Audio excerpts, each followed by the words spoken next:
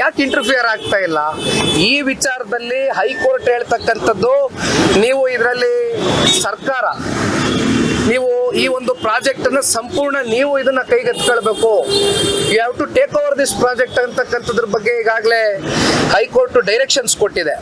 ಆದ್ರೂ ಕೂಡ ಸರ್ಕಾರ ಇನ್ನೂ ಮೀಣಮೇಷ ಎಣಿಸ್ತಾ ಇದೆ. ಯಾತಕ್ಕೋಸ್ಕರ ಅಂತಕ್ಕಂಥದ್ದು ಉತ್ತರ ಕೊಡಬೇಕು. ಪಾಪ ಅಮಾಯಕ ರೈತರು ಅವ್ರ ಸ್ವಂತ ಭೂಮಿಯನ್ನ ಕಳ್ಕೊಂಡ್ರು.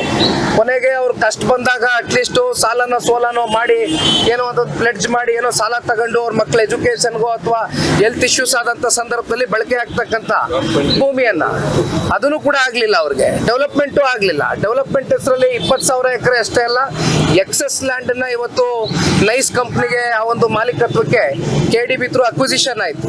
ಆದ್ರೆ ಎಷ್ಟು ಡೆವಲಪ್ಮೆಂಟ್ ಆಗಿದೆ? ಡೆವಲಪ್ಮೆಂಟೇ ಆಗಿಲ್ಲ. ಟೋಟಲಿ ವಯೋಲೇಟ್ ಆಗಿದೆ. ಹಾಗಾಗಿ ನಾವು ಗೌರವಾನ್ವಿತ ರಾಜ್ಯಪಾಲರಲ್ಲಿ ಒಂದು ಮೆಮೊರೆಂಡಮ್ ನ ಕೊಟ್ಟಿದ್ದೇವೆ.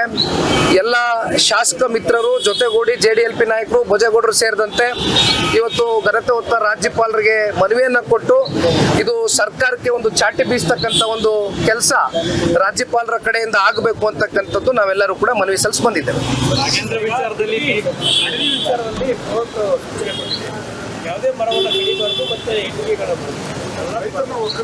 ರೈತರ ಅರ್ಜಿಗೆ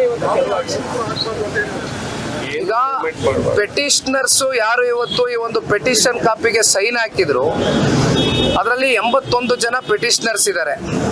ಪರ್ಟಿಕ್ಯುಲರ್ಲಿ ಸ್ಪೆಸಿಫಿಕ್ ಆಗಿ ಆ 81 ಜನ ಪೆಟಿಷನರ್ಸ್ನ ಯಾವ ಒಂದು ಭೂಮಿ ಇದೆ ಆ ಭೂಮಿಯ ಮಾಲೀಕತ್ವವನ್ನು ಹೊಂದಿರತಕ್ಕಂಥ ರೈತ ಇದ್ದಾನೆ. ತಾವೇ ಹೇಳ್ದಂಗೆ ಒಂದು ಇಟ್ಕೆ ಕೂಡ ಅಲ್ಗಾಡ್ಸಂಗಿಲ್ಲ. ಇವತ್ತು ಕೋರ್ಟ್ ಡೈರೆಕ್ಷನ್ ಇಲ್ದಿರಾ ಯಾವುದೇ ಅವಾರ್ಡ್ಗಳು ಕೊಡಂಗಿಲ್ಲ.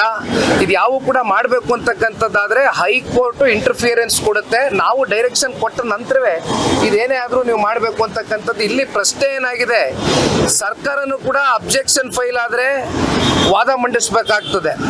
ಅಬ್ಜೆಕ್ಷನ್ ಫೈಲ್ ಮಾಡಿದಿರಾ ಇನ್ನೂ ಕೂಡ ಮೀಣಮೇಷ ಎಣಿಸ್ಕೊಂಡು ಟೈಮ್ ಕಿಲ್ಲಿಂಗ್ ಪ್ರಾಸೆಸ್ ಮುಂದಾಗಿರೋದು ನೋಡಿದಾಗ ಬಹಳ ಸ್ಪಷ್ಟವಾಗಿ ಅರ್ಥ ಆಗ್ತದೆ. ಬಹುಶಃ ಅವರ ಒಂದು ಯಾವ ಅಕ್ವಿಸಿಷನ್ ಕೂಡ ಆಕ್ಟ್ ಅಂಡರ್ ಮಾಡ್ಕೊಂಡಿದಾರಲ್ಲ, ಒತ್ತಾಯಪೂರ್ವಕವಾಗಿ ಭೂಸ್ವಾಧೀನ ಮಾಡ್ಕೊಂಡಿದಾರಲ್ಲ, ಅದರಲ್ಲಿ ಉರುಳಿಲ್ಲ. ಬಹುಶಃ ಕಾನೂನಿನ ಅಡಿಯಲ್ಲಿ ನ್ಯಾಯಾಲಯ 100% ಆನ್ ಮೆರಿಟ್ ಗ್ರೌಂಡ್ಸ್ ಮುಂಬರ್ತಕ್ಕಂಥ ದಿನಗಳಲ್ಲಿ ರೈತರ ಪರವಾಗಿ ನಿಲ್ಲುತ್ತೆ ಅಂತಕ್ಕಂಥ ಸಂಪೂರ್ಣ ಆತ್ಮವಿಶ್ವಾಸ ನಮ್ಮಲ್ಲಿದೆ.